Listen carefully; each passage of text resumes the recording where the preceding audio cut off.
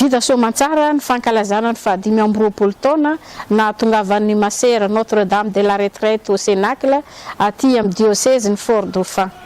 Afaliana tsy ombitratra no mameno ny fonay. Izany fankalazana ny fahadimy amby roapolo taona izany dia no mariana indrindra tamin'ny 3 andro mialoha antsointsika hoe Tridium izay ny omanana amin'ny ara-panahy hankalazana ny fety. Ny andro voalohany dia nanaovana ny fitsoahana ny sakramenta masina, narahy ny fampianarana nataony Maupère curé ao amin'ny katedraly.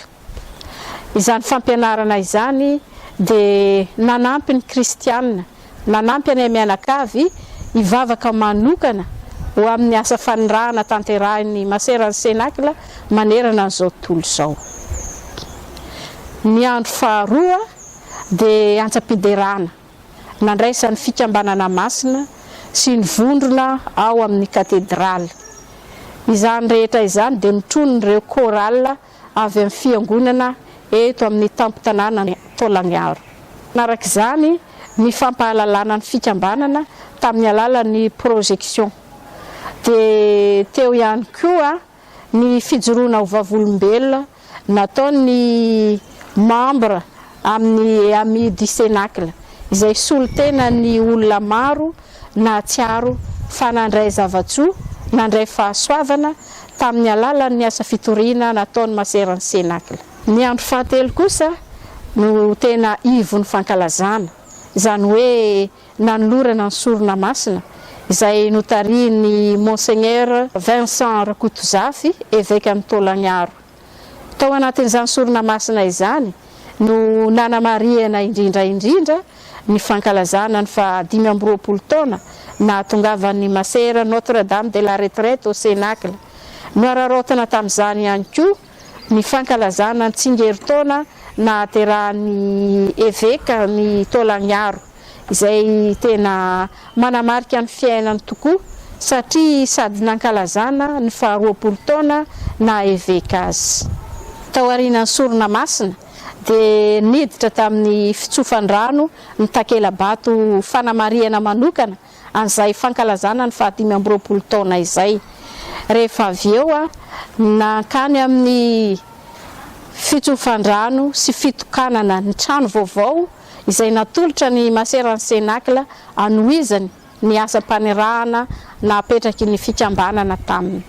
Namaranana an'izany fety lehibe izany dia ny fiaraha-misakafo, ny zaran'ny mpianakavy afaliana, fizarana ny nofon-kena amin'ny tampihavanana, narahiny mofo mamy. Izany rehetra izany dia nahatsapana indrindra ny fifanotronana, ny fanampian'ny hery-velona rehetra ato amin'ny fiangonana, indrindra ny eto amin'ny diocèse ny Tolagnaro. Koa izany indrindra ary no ijoroako eto manolotra ny fisaorana feno anareo tsirairay avy singanina manokana, ianareo pretra rehetra miasa eto amin'ny diocèse izay nanomana ny kristianina andray ny asa fanirahana anay maseran'ny Cénacle, nandray sy nikarakara reny maseran'ny Cénacle, nandalo teny amin'ny faritra misy anareo tsirairay avy. Misaotra anareo pretra, religiosy, lehilahy sy vehivavy izay tsy voatanisa eto, mankasitraka mankatelina. Tsy latsa-danja amin'izany ny fisaorana anareo ato amin'ny fianakaviam-ben'ny Cénacle.